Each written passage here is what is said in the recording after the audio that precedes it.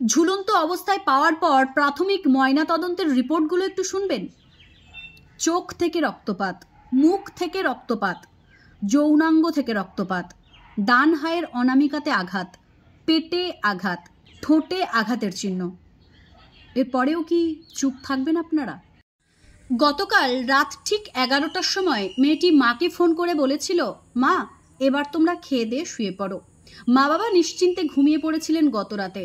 তারা কি আদৌ ভেবেছিলেন ঠিক আজ সকাল 7টা নাগাদ সেই মেয়েরই ঝুলন্ত দেহ উদ্ধার হবে তার নিজের হাসপাতাল থেকে? গতকাল হয়তো এই মেয়েটির বাবা মা নিশ্চিন্তে ঘুমিয়েছিলেন এটা ভেবেই যে মেয়ে নিশ্চয়ই নিরাপদে আছে, কারণ নিজের হাসপাতালেই তো রয়েছে। আমি আজ যার কথা বলছি তিনি আরজি কর হসপিটালের একজন ছাত্রী এবং ডাক্তার।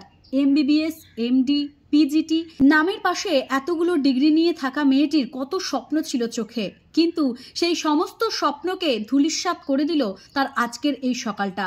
বাবা মা কত কষ্ট করে একটি ছেলে বা মেয়েকে পড়াশুনো শেখানোর জন্য বড় কোনো স্কুল বা প্রতিষ্ঠানে ভর্তি করে একবার চিন্তা করে দেখেছেন?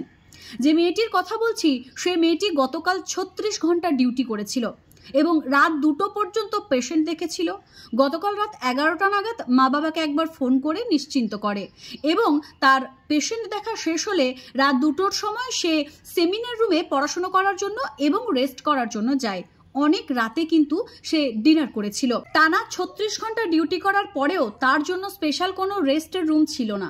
তার কারণ হচ্ছে আরজি কর হসপিটালে কোনো রকম অন কল ডাক্তারদের জন্য স্পেশাল রেস্ট রুম, অন্তত মেয়েদের জন্য কোনো স্পেশাল রুম নেই যেখানে তারা রেস্ট করতে পারে। এবং গতকাল রাতের পর আজ সকাল ঠিক 7টা নাগাদ তার ঝুলন্ত দেহ উদ্ধার হয় সেই সেমিনার রুম থেকেই। প্রথমে এই ঘটনাকে সুইসাইড বলে মনে করা হলেও পরে তার বন্ধু বান্ধব, তার সহকর্মী এবং তার জুনিয়র বা সিনিয়র ডাক্তার যারা রয়েছেন তাদের আর্জি যে এটা কখনোই সুইসাইড হতে পারে না। কারণ একজন ডাক্তার যে সবসময় প্রাণোচ্ছলভাবে রোগীর সেবা করে এসেছেন, এমনকি গত রাতেও রাত 2টো পর্যন্ত পেশেন্ট দেখেছেন, তিনি কখনো সুইসাইড করেননি। এমনকি তার নিম্নাঙ্গের পোশাক পর্যন্ত খোলা ছিল। এরপরেও আপনারা বলবেন এটা সুইসাইড? আমরা জানি না আমরা কোন রাজ্যে বাস করছি। গত বছর স্বপ্নদ্বীপের কথাও আমরা সকলে শুনেছিলাম। আস্তে আস্তে সব ঘটনায় কেমন ধামাচাপা পড়ে যায়। এইভাবে মায়ের কোল খালি হয় চোখের জলে। কিছুদিন আমরা প্রতিবাদে সামিল হই, কিন্তু আসল খুনিরা, আসল কালপ্রিটরা, আসল ধর্ষকরা ধরা পড়ে না। এইভাবে একজন সমাজের উচ্চপদস্থ ডাক্তার রোগীর সেবায়, যার জীবনের লক্ষ্য ছিল বাবা মায়ের স্বপ্ন পূরণ করার জন্য আরজি কর হসপিটালের একজন সুদক্ষ ডাক্তার হিসেবে নিয়োজিত হয়েছিলেন, সেই মেয়েটিকেই আজকে সেই হসপিটালেই ঝুলন্ত অবস্থায় পাওয়া গেল। সোশ্যাল মিডিয়া মারফত অনেক খবর দেখতে পাচ্ছি, তবে একটা প্রশ্ন আমার মাথায় ঘুরপাক খাচ্ছে। রেস্ট রুম না থাকুক, অন্তত সেমিনার রুমে যে রেস্ট করতে গিয়েছিলেন এই ডাক্তার, ওখানে কি সিসিটিভি ক্যামেরা ছিল না? এত বড় একটা পাশবিক ঘটনা ঘটে গেল, একটা মেয়েকে ধর্ষণ করে তার উপর যৌন নির্যাতন করে তাকে ঝুলিয়ে দেওয়া হলো, এতগুলো ঘটনা ঘটলো এই সেমিনার রুমে। সিসিটিভি ফুটেজ দ্বারা কেন প্রমাণ করা হচ্ছে না যে আসল দোষী বা আসল কালপ্রিটকে? আমার মনে হয় যে আজকে যদি হাসপাতাল কর্তৃপক্ষ এই ধর্ষককে বা খুনিকে সমাজের মুখের সামনে তুলে ধরেন এবং দেখিয়ে দেন যে এই অত্যাচারের নেপথ্যে কারা রয়েছেন, তাহলে মনে হয় হাসপাতালের আরো অনেক সুনাম বৃদ্ধি পাবে। সবশেষে আরো কয়েকটা কথা বলি। হয়তো দোষ ধর্ষকদের নয়, কিংবা এই সমাজেরও নয়, কিংবা হাসপাতাল কর্তৃপক্ষেরও নয়, দোষ হচ্ছে মেয়েটির। সে কেন মেয়ে হিসেবে জন্ম নিয়েছিল? সে কেন তার সৌন্দর্য নিয়ে জন্ম নিয়েছিল? সে কেন একজন মেয়ে হিসেবে এই পৃথিবীতে পরিচিত হয়েছিল?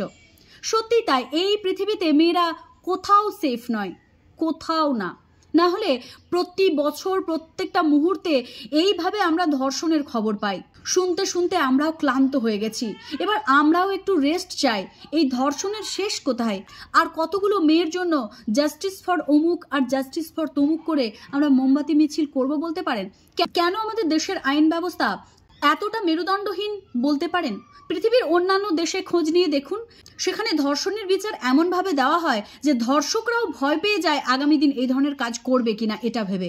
আর সেখানে পশ্চিমবঙ্গে বলুন, ভারতবর্ষে বলুন, এমনভাবে ধর্ষণ হয় এবং এমনভাবে নারী নির্যাতন হয় এবং সেটার বিচার হয় না, যাতে ভবিষ্যতে আরও বেশি এই ধরনের ঘটনা ঘটে। এই ঘটনার সঠিক তদন্ত হওয়া উচিত।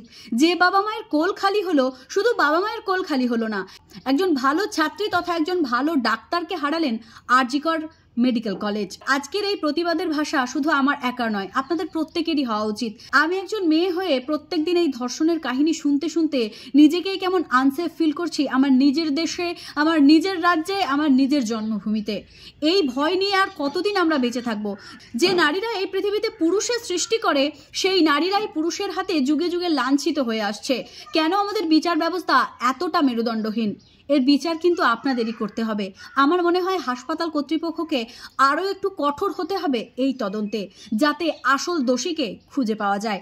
এই ভিডিওটি আমার তরফ থেকে রইল। আমি প্রতিবাদ জানালাম এই ঘটনার। এই ঘটনা আমাদের দেশের জন্য, আমাদের রাজ্যের জন্য তথা আরজিকর হাসপাতালের জন্য অত্যন্ত নিন্দনীয় এবং লজ্জাজনক।